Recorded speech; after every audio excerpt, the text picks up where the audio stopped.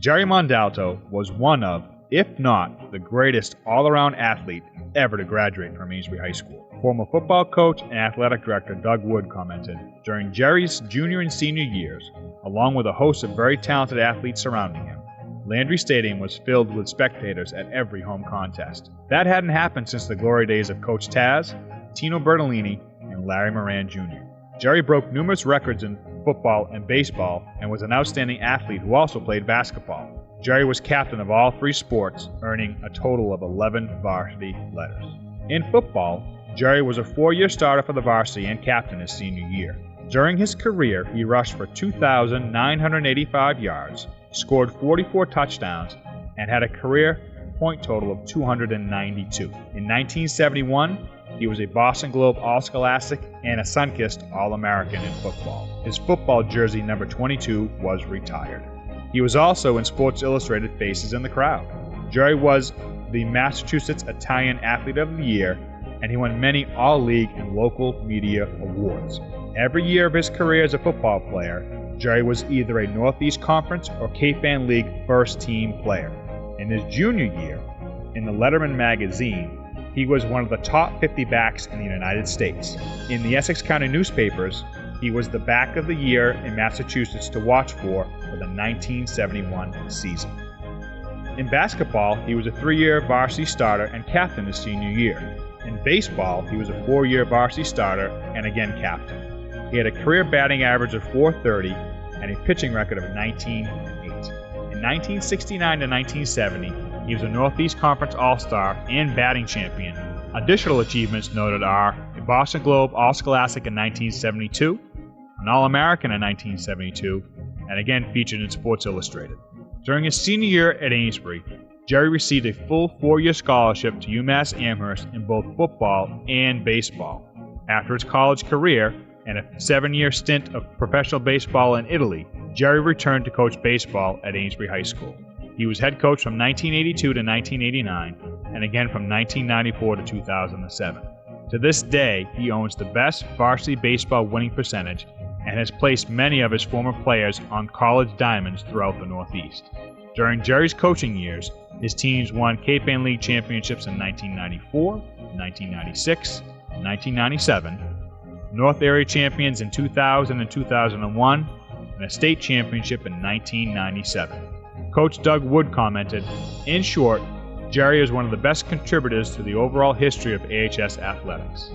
Congratulations to inductee, athlete, and coach, Jerry Mondalto, class of 1972.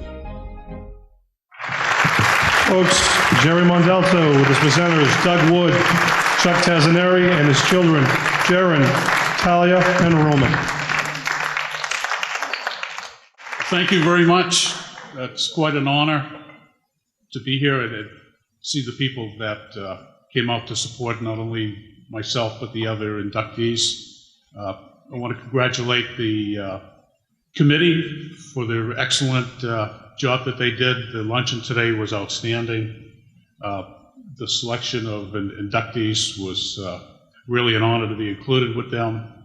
To have Chuck up here as a former teammate for 4 years and his dad being in the Hall of Fame is a real honor to be here with everybody. So I did write a little speech. Duke took a little bit of time. I'm not sure he left me with anything. And I wrote big enough, I hope I don't have to read this. But it's a real thrill to grow up in Amesbury and really be involved with the Amesbury sports. And, you know, when I was probably 12 years old, I was finally allowed to take the bike over to the middle school where the varsity practiced all the time.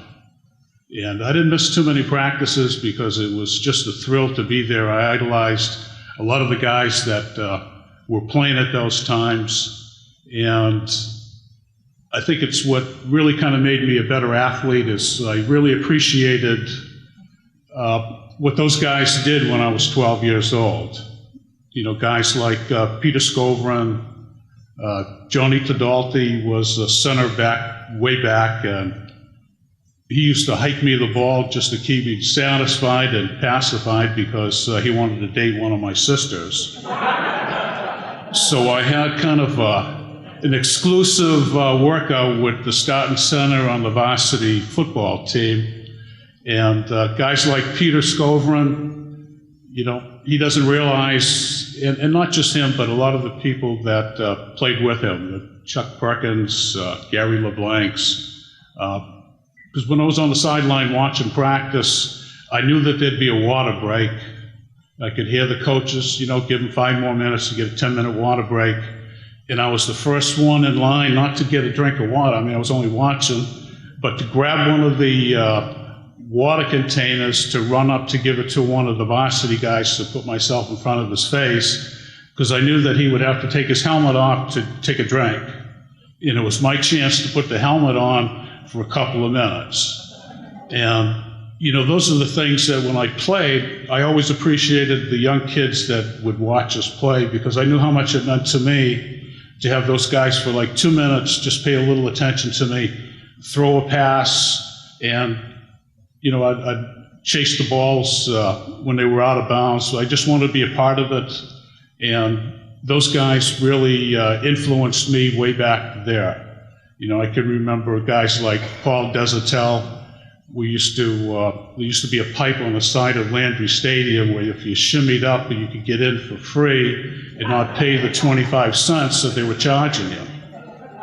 So we'd help each other up and sneak in. And I can remember like it was yesterday. They play in Woburn, I think maybe in the fourth quarter, there was a punt and everybody let it roll. It was pretty much dead, and Desatel was standing there amongst everybody, grabbed it while everybody was kind of relaxed, and he ran probably 60, 70 yards, and I believe we won 6-0. And I always remembered things like that, just the heads-up play. It just took it all in because I wanted to be just like they did. I wanted to put the cleats on and hear it click on the sidewalk when they crossed and in the pavement. It was just a thrill to soak it all in at that time. And growing up, and just before getting into high school, all you ever heard of, at least I heard, was Tazzaneri and Bertolini. And it was amazing to me that the town was all French, but we had the 2 best players, coaches were Italian. And I always thought, geez, that would be pretty good to be included with Bertolini, Tazzaneri, and a Mondalto. And tonight, you know, I'm with those guys. And getting into high school, Tazzaneri was the big name. That was the history, that was the tradition. And like today when we were talking about Taz and the Thanksgiving Mass was a big part of the tradition. Coach Wood made sure that every Thanksgiving, I think it was a real early Mass, like 6 o'clock or something, it was like ungodly early. Yeah. It was so early, and the game was at 10, it just seemed like a pretty early start to the day, but it really got you excited that it was tradition, it was the Amesbury way, it was Coach Tazzaneri, it was all of it, and we all went to the Mass because it was the start of Thanksgiving, it was part of the holiday, it was part of getting ready for the Newburyport game. Yes. And you know, the connection with Chuck up here brings us, you know, connect me to the 50s. Landry Stadium was an unbelievable place. Last week, Mike Vedrani stopped over to congratulate me. I hadn't seen Mike in a while. And he said, you know, as you get older, you realize that timing is everything. And as you get older, I look back, and certainly looking back, with this Hall of Fame thing, I kind of reflected on, boy, I certainly was lucky, and timing is everything. We had a beautiful stadium for 4 years that was, you know, there wasn't anything in the area that could match that. We had tradition with Hank Vedrani at halftime was the place to go. You know, if you were anybody from Amesbury at halftime, that's where everybody went. I might have to read these.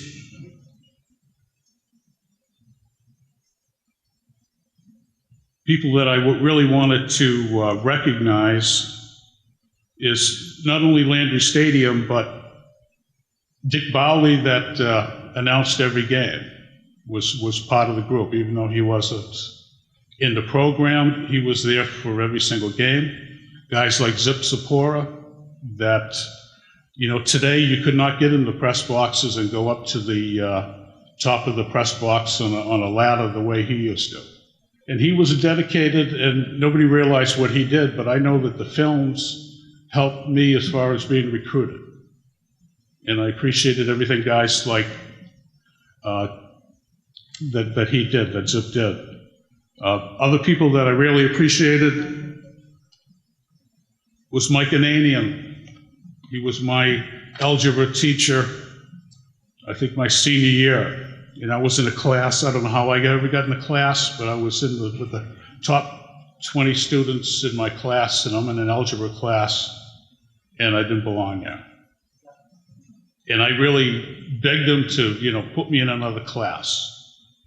And he said, you know what, Jerry? He says, why don't you just try and see what happens? And, you know, I'll coach you, I'll teach you. And I stayed there the whole class, missed a few practices, came out late. But to this day, it was his dedication on being interested in me to make me try to do something that maybe I wasn't good at, but I should at least give it a shot. And I respected him, and I remember that to this day. I think he just passed away a month or so ago. But those are the people that influenced me. It wasn't so much scoring touchdowns or, you know, winning the game. It was about the people that complimented and made the program what it was.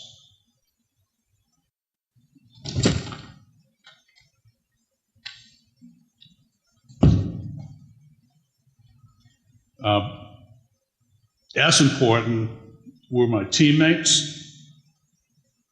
You know, with any good program or anybody that's setting records, it's just not about one individual, especially in football.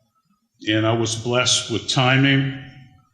We had some of the better athletes in those 4 years. And guys I'd like to just mention that influenced me a great deal were guys like the captain my freshman year was Mike Carroll. Mike Carroll was a teacher at the Cashman School for a number of years. Mike had a dislocated shoulder that popped out every time he shook hands. And he hardly played because of his injury. But Mike never missed a practice, never missed an opportunity to be out there even though he was in a brace. During warm-ups before one of the games, he dislocates his arm that comes out of his socket. I'm a freshman, and I'm almost puking looking at his arm hanging out of his socket. And I'm going, geez, what happened? And then I'm stretching before the game next to one of the guys, and he goes, don't worry about it, just a shoulder. He goes, they'll pull it back in. Well, they didn't. They pulled it for like 15, 20 minutes. They had to get an ambulance and take him off the field during the warm-ups.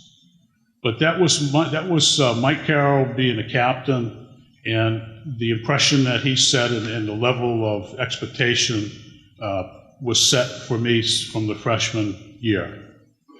Guys like Ricky Thompson, I took his place when I was a freshman, was the most incredible teammate I had. You know, I played all over the world, played on tons of teams, and Ricky was so supportive, even though he was a senior and he was going to be benched for my playing time. Rick went on to play at UNH and had a great career, but it was people like that that really set the tone on how you were an Indian, what the expectations were, and the value of friendship and teammanship. Joel Ambrose was a heck of a football player. When I was a sophomore and handing him the ball, He was the fastest kid in the area. And I watched him, the way he hit the hole, the way he would run. He was a standout at Syracuse. So I look at myself and I compare all of these great athletes, and I go, I wasn't as fast as Joel. I wasn't as tough as Mike Carroll. But collectively, I learned from all of them.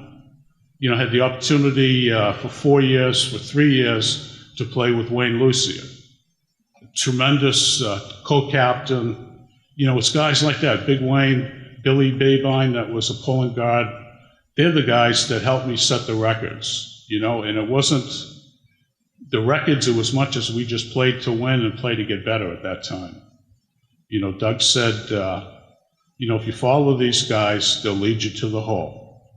And he says, Billy Babine, he says, you don't take your eyes off his butt the whole time. Well, Billy, I saw his butt more in the 3 years than anybody else. Wayne Lucia was a tremendous teammate. His son was drafted by the Giants. That's the kind of talent that I had in front of me. So as Larry and a few other people talked about their teammates, I was very blessed with the time, and timing was everything. I had Chuck here for 4 years. You talk about dedication and tradition. This guy was on the sideline.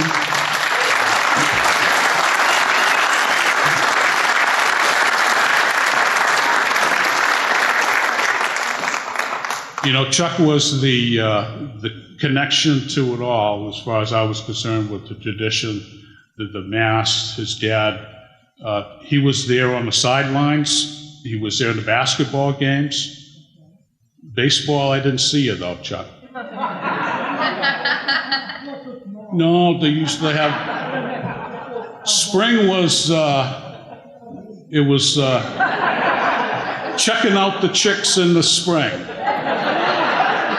See you, coach. I'll see you in the fall. That's right. Yes. But he was a tremendous influence, and it was true. Mike Vedrani, between, I can remember Mike when I was in the second grade. I had rheumatic fever and I missed 3 or 4 months of school. And Mike Vedrani never missed bringing my homework to me every day.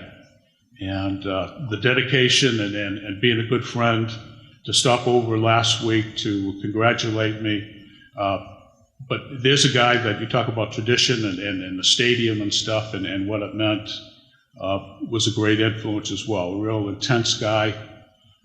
Freddie Motzis for 2 years was the quarterback when I was the running back. I thought he was the brightest kid we had in the huddle. He never passed. He just handed the ball to us, and he knew his role. And I thank Freddie for handing me the ball every time.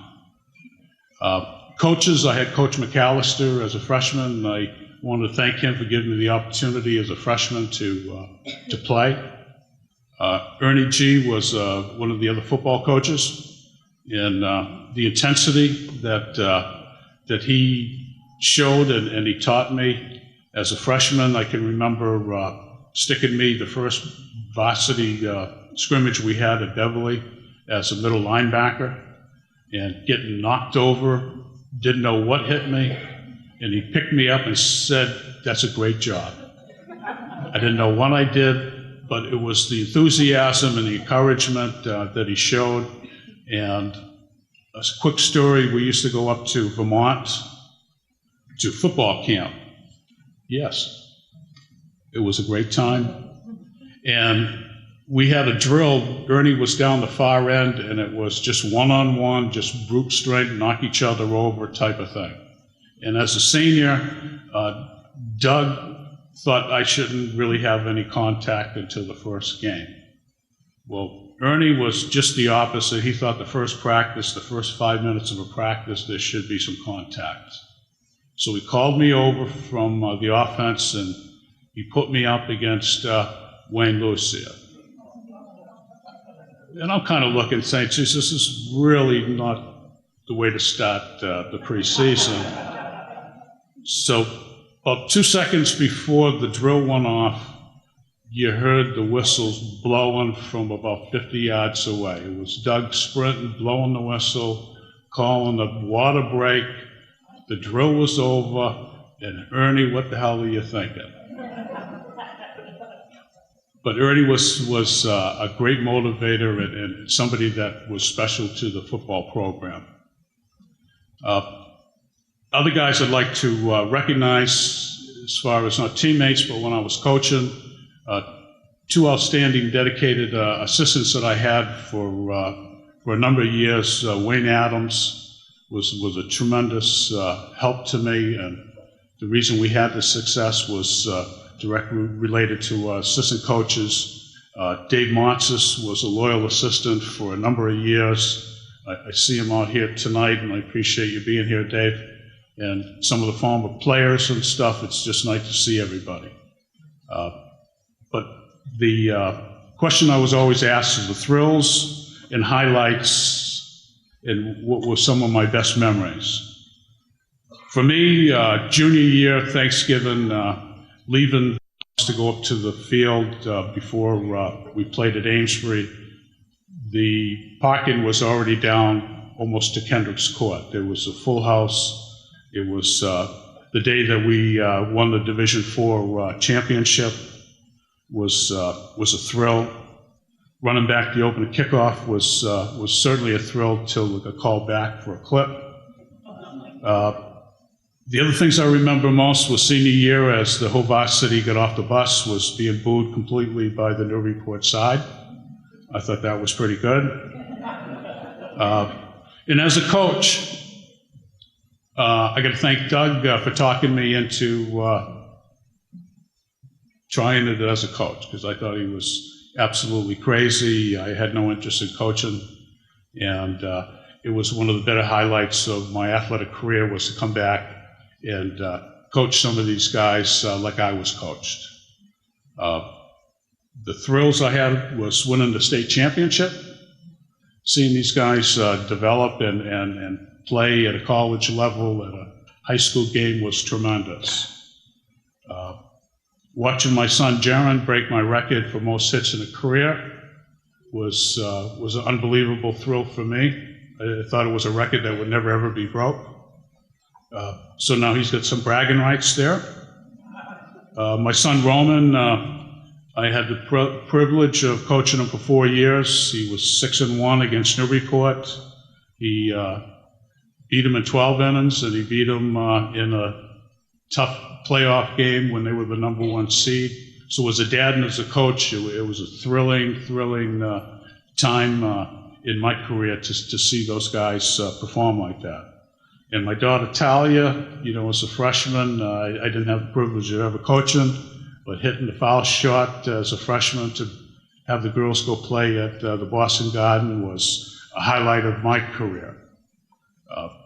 So Amesbury, the athletic department, really gave me a great opportunity beyond high school to play, to get an education. But three guys that really influenced me the most was Coach Dubry. And he was absolutely right. I don't remember the note, my mother. I would have died if she really did the note. But that's the truth. We had something every year during the winter that we needed to do, gymnastics. And I know that there was this leather hump thing that you had to jump over. The first time, because back then you had to wear gym outfits. You had a pair of shorts and you had your gym shirt. Well, the first time he tore it completely off my back. He didn't tear it like he said, because I know my mom would have fixed the tear. But it was the second shirt that just completely disappeared. That, if I remember, he gave me a basketball and told me that maybe just go shoot, save him from maybe killing him or myself. And maybe the thing to do during the gymnastic thing was to maybe be a spotter for him. So I was a spotter. He included me, but I was really not a gymnastics type of guy. But in the 5th grade, the first day of gym class, we all line up, we get our uniforms, and the gym teacher comes in. I don't know who Coach Dupree is. All I know is this guy comes in, he looked like Arnold Schwarzenegger. Ripped forearms, shoulders. Oh, geez, this isn't the Bartlett School. He had just got through playing with the Olympics, and he was like the most fit guy I'd ever seen in my life. So as soon as he said, everybody was like in agreement, absolutely. And the thing with Coach is he motivated me, and I think he was a great motivator, and he did it to everybody. But we'd go out to gym class, and everybody was enthusiastic just to get out to be with Coach. And we'd be playing on a kickball or something, and he'd say, geez, you know, so-and-so the last class kicked it all the way down there. Do you think you can do that? You know, so every day it was something, it was just a little game just to put in your head that, geez, maybe you aren't the best, maybe you got to go a little harder. So he was a total motivator, and as a coach, everybody has talked about everything as Duke has said. I took a lot of his traits and used them when I coached. From the fingertip push-ups that we did to just encouraging guys that don't be satisfied with where you are, that, you know, you could be better if you tried, just like Mike Ananian told me. And Duke, when he was named the baseball coach, couldn't believe it. It was like another gym class. Couldn't wait for baseball to start. So after a week or so in the gym, we finally get out to the high school field here, and we had a pretty good team. In fact, Wayne, we pitched our way into the States. But that spring, we have Steve Bunker, Wally Bunker's at third base, I'm playing short, and Duke comes out and decides we're going to have infield practice. Okay? So Steve Bunker is kind of a laid-back, sidearm, kind of slow motion, didn't play football. I think he played a little basketball. So this was like his first sport of the year for him. And Coach gets a bucket of balls, and we're going ground ball to third, right to Bunker. Well, Duke, I still think to this, doesn't know the difference between a fungo and a slap shot with a hockey stick. The first ball, I just barely heard it, and I heard a thump, and it was off Bunker's chest, and as soon as it hit, I took a step back. And Coach, being the way he is, was all encouraging. Hey, nice job, way to stay in front of it. He couldn't have got out of the way if he tried. The next one, he buried it at his feet off his shin. I took another step back. Bunker is hobbling, he's got a welt. He hit him about 6 or 7 balls, all the same. I was in short left field when it was my turn. And he's going, Madonna, come a little closer. I said, no, I'm good. I got a strong arm. I think I'm good. I learned to play shortstop deep, and I never ever came in the 20, 30 years, Coach. My arm got stronger. And you know what? Steve Bunker was a hell of a third baseman the second week. You know, he got a little bit of taste of what Coach was about, a little bit of a challenge, a little bit of a speed, but Steve Bunker, with all his welts, he really was proud of them. It said Rawlings, it said everything on them, but you know, we went on and were successful, and I take that, and that's what made Coach so special. And timing, like I said, is everything. two people that I really want to thank, and the reason I came here, and I don't mean to be so long, but Duke did give me a couple extra minutes. Everybody talked about the influence their coaches had on them throughout their life.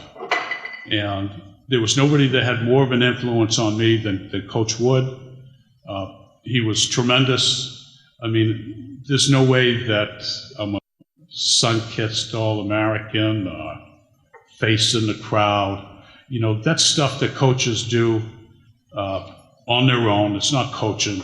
You know, it's being who you are and the love of the sport and enjoying to promote people and better everybody's lives. And I think that's what coaching is supposed to be. That's what I heard from Coach Tazzaneri, the influence he had, Coach Bertolini. You know, there's certain special people, Coach Dupree, you know, that just really connect with people and professionals and friends. You know, through Doug, not only did I set the records, you know, he gave me the opportunity to have a full scholarship. Through the full scholarship, I connected, as anybody does here. You know, I had the opportunity to play on the United States team. I went over to Italy. I played on the Italian national team. And I connected all back to here in Amesbury and the great people, the Mike Ananians, the Ernie G's, you know, that really set the examples, my teammates. You know, and because of that, you know, I met my beautiful wife over in Italy. I had the chance to travel the world, come back and do some coaching, and I owe that to Coach Wood. And like here tonight, just to personally thank you, Coach, wherever you are. You know, he was my best man at my wedding. You know, we go back a long way, and what I take from Doug is when I was a freshman, sophomore, before the first game, everybody has butterflies, everybody is really pumped, psyched to get going, and Ernie, he was a real intense guy, and we're getting dressed, ready to go, and I hear somebody in the other room sick, puking, sick as a dog, and I go, oh my God, what a time to have the flu, you kidding me? Jeez, we're ready to get going. And Coach G was there. I said, you know, is everything all right? So I was coming in to ask you something, but I guess I'll wait. Oh no, that's just Doug. He's getting ready, he's almost ready. I go, oh, all right. So I went away as a freshman going, geez, funny way to get ready, but I guess maybe everybody has their ways. But yeah, for 4 years there wasn't a pregame that Doug wasn't totally sick. And I said, geez, I went back trying to say, geez, maybe I should try to maybe get a little anxiety, stress, maybe I should feel like that. It never happened. But Doug was the most organized person, coach. There wasn't anything that we lacked. You know, we went from the Northeast Conference and the doormats to Cape Ann League title. We were the powerhouse in the Cape Ann League. The athletic department was on good standings, and it was just a total reflection on Doug and his dedication. And there wasn't anything that he didn't think of or figure out, except for one thing. And that was when we played Ipswich our senior year. And we're at the stadium, and this is for the Cape Ann League title. They're undefeated, we're undefeated, we're playing at home. They have a kid, John Galanis, that's going to Notre Dame, and Wayne and I were the captains. So we're in the locker room, and everybody's pumped, knocking each other around, and we're ready to go, and the locker room's getting smaller and hotter, and let's open up the door. And the referee knocks at the door, says, let's go, Amesbury. Checks everybody's equipment. Let's go, you're out. Doug says, oh, no, we're not, because Ipswich can go first. So he left, comes knocking, and he goes, no, Ipswich doesn't want to go first. Doug says, well, we're the host, and we want them to go first. Nope, they insist that you go first. And somebody better be there because we're going to have the flip of the coin, and it's already 15 minutes past kickoff. So Doug comes over to Wayne and I and says, go ahead out and do the flip. And if you have to, kick off, because they only have one captain, Galanis. So Wayne's looking at me, and I'm going, I don't know. So we open up the door. The referee takes us down into the tunnel. And so we're standing in the tunnel, and Ipswich is around the corner. They're all looking to see, waiting for Amesbury to come out of the locker room, and it's just Wayne and I. So Doug says, hurry up. Get out there before they do. There'll be a penalty. So Galanis sees us going, so he runs out. So we're all in the tunnel. So I said, well, let's run out, Wayne. So the cheerleaders have got the hoop and stuff. So we run through the hoop. Everybody's cheering, the band's playing, and all of a sudden everybody just kind of stops. It's like nobody else but us two. Galanis comes out, and the three of us are out there for the kickoff. And I go on, Wayne, I said, you kick it, I can outrun him if you kick it on this side. And that was really going to happen. And then, I don't know what happened, Doug or whatever, they came to their senses and they must have flipped a coin. But they had a Cape Ann League rule, Coach Bailey was telling me, put in because of Doug. So now I'm not sure how it goes, but it was the intensity of just that stuff that made it special for us. And the teammates, and I'll leave it at that. But you always have great memories. You know, like I said, I played all over, but I loved playing here. I was absolutely thrilled to be called up here to be part of this. You know, and everybody, through the years, you always have a couple of decent friends that you make. And through all the teams and everything else, I only had really a couple of people that I trusted, one being Doug, and the other guy that supported me more than anybody, never played with me, was never a teammate, but was Mike McCann. You know, Mike McCann was such a loyal friend. He was part of the baseball program. He was instrumental in all the success we had. The kids love him. He's still here. You know, he's a Hall of Famer, if there ever was one, just because of what he did to the community, the kids here, the respect.